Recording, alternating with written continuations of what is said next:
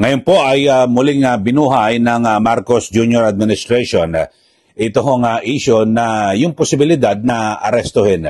Ito pong si Senator Ronald Bato de la Rosa ng ICC. At akala ko ba talaga, di ba, na ang Pilipinas ay hindi ho makikialam manghimasok dito po sa ICC. At yun nga ho, pero mukhang ang sabi nga ho ni Senator Bato de la Rosa, sige, kung nagkamali na sila noon sa pagpaparesto kay dating Pangulong Duterte, kasi yung pong lumulutang, di po ba, ang sabi, mukhang sablay ang Marcos Jr. Administration kung kaya't nagalit po yung tao sa kanila. Di ba? At talo po, marami po sa mga kandidato ng alyansa sa 2025 midterm elections ay olats, di po ba? So, talo. Dito naman ho ay mismong si Executive Secretary Lucas Bersamin ang nagpalutang ho ng issue. Mga kababayan, na ito pong si Senator Bato de la Rosa ay posibleng arestuhin. Mga kababayan. At ito lumabas ho sa sa Inquirer.net kasi na-interview po siya. Ayan. Basahin nyo Ayan De la Rosa may be arrested. Ayan sabi ho. Ayan.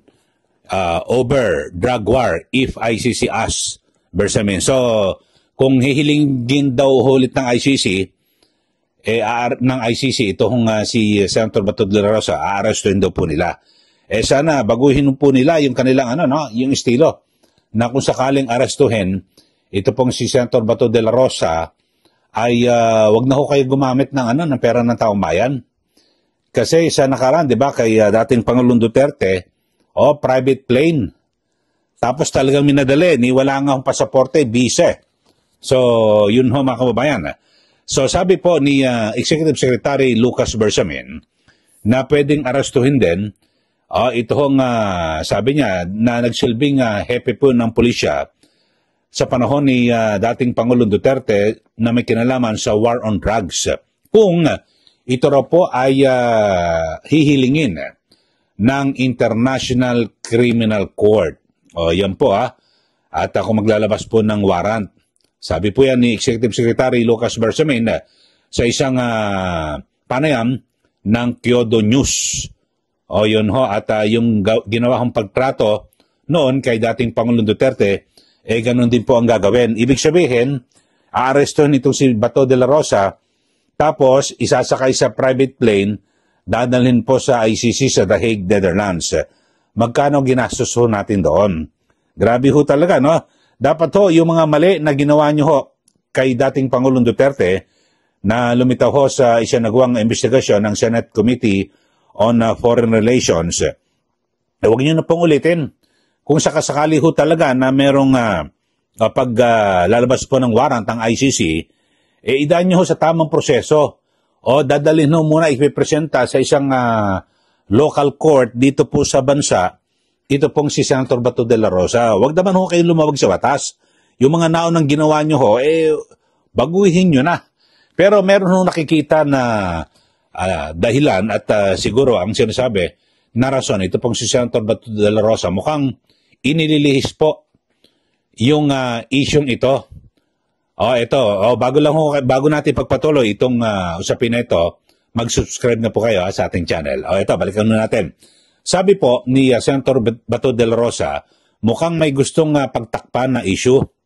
Ito pong Malacanang sa pamamagitan ni Executive Secretary Bersamin, mga kababayan. Ito, pakinggan natin. Mistake again, then go ahead, they can do that. Pero if you want to make another mistake, yung ginawa na kay Pangulong Duterte, napakalaking mistake yun. At kung gagawin na willing to do the same mistake again, then they can do the same. Gawin nila ang gusto nilang gawin.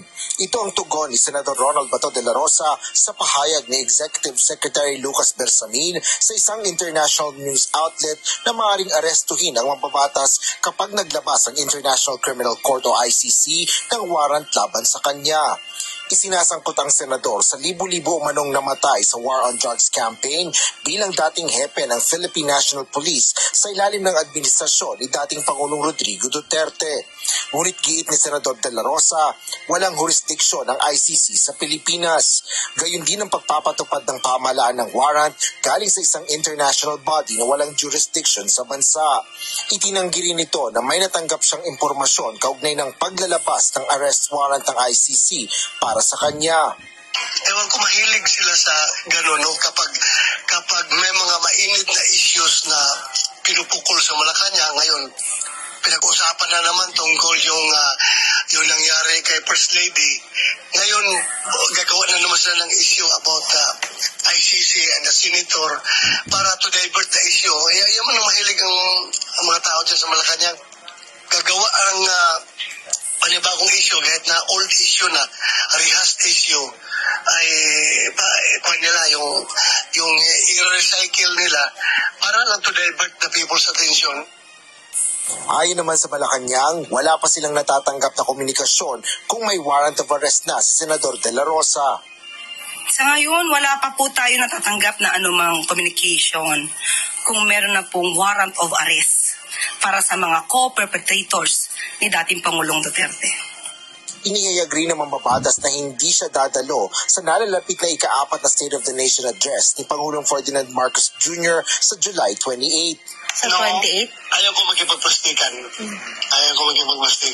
Alangan naman pupunta ko doon na nakasimangot. Alangan naman, pangit, di ba? Alangan naman pupunta ko doon na pa-smile-smile kahit na masama ang loob ko sa kanila. Paglilinaw naman ni De La Rosa, personal niyang desisyon ang hindi pagdalo ng SONA at walang kinalaman dito ang mga senador na kasama niya sa Duterte 7 block. Okay, so yun ho, no, ang pahayag ni Senator Bato de la Rosa na wala naman ho, no, sabi ng Malacanang wala pa raw natatanggap, no, na napasabi mula po sa sa ICC, di po ba? Pero ang sabi po ni Senator Bato de la Rosa, ito po ay isang paglilihis ng ng landas at kasi paglilihis ng issue kasi ang usapan ho ngayon, di po ba, yung sinasabing di umano ay kasama ni First Lady Lisa Marcos Araneta, ito pong tagapagmana, mayamang negosyante na si Paulo Tantoco diyan po sa Estados Unidos. So gusto raw po ilihis at mapagtakpan kaya't pinalutang itong balita na naman na arreston daw. Kung sakasakaling na maglabas po ng warrant ang ICC, payag na payag po ang Malacanang. So dalawang kamay na ibibigay ho ng Pilipinas, gobyerno ng Pilipinas, ito pong si Senator Bato de la Rosa sa ICC. Ayun ho. At talagang, alam nyo, sabi naman Senator Bato, kung gusto nyo ulitin yung nauna nyong pagkakamali, di ulitin nyo. Pero sa ngayon, wala huros siya nakikitang impormasyon. So kayo ho, sa ating mga taga-subaybay, ito ho bang pagpapalutang ni Executive Secretary Lucas Bersamin ng issue na i-arestuhin nila ito pong si Senator Bato de la Rosa na talagang malapit po na kaalyado ni dating Pangulong Duterte kung maglalabas po ng warrant ang ICC at ihilingin na siya po ay na arestuhin. So masasabi niyo rito mga kababayan? At yun, 'di ba, talagang ang binabanggit ho ng Malacanang wala pa ho, pero napansin nyo yung sinasabi niya ni Claire Castro, core perpetrators. Grabe ho yung mga salita na ginagamit, no? Talagang siya po ay talagang hinusga agad ang Pangulo, perpetrator. Sila po yung mga responsable may kagagawan dito po sa extrajudicial killing. So, yun ho, abangan ho natin mga kababayan kung talagang at siyempre, kung ito bang si Senator Bato de la Rosa, alam niyo, hindi ito pwede basta-basta arresyon. Alam mo, may sesyon.